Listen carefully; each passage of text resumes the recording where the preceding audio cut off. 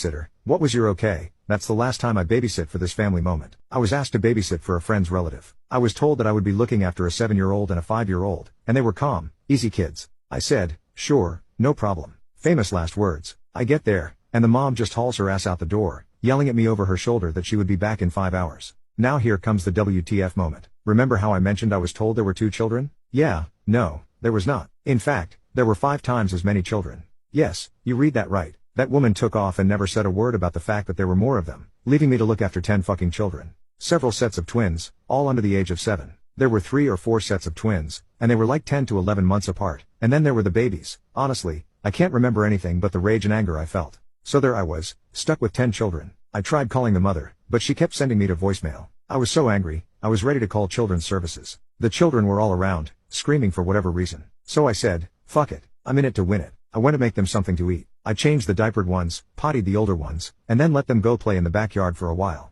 I was still seething with anger over the blatant deception as I cleaned up the kitchen. But it gets better. No, it doesn't. 5 hours later.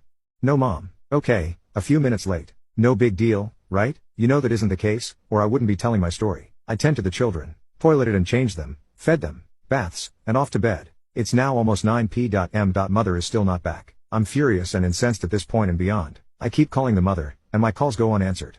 Pissed, I call my friend and tell her to call her relative and tell her to call me or come home because I am beyond pissed at being deceived this way. My mother never came back that night, so the next day, I'm at it again. I call everyone in the family, including my friend. No answer. So I said fuck it and called the police. I explained the situation, and they said they would send someone. Nothing. I spent the next day looking after a tribe called Quest and could get no one to relieve me. I was so angry, I couldn't see straight. These children were just a handful. I remember screaming at them to sit down somewhere, and the neighbor heard and came over. I explained the situation to the neighbor. What the neighbor said next shocked me.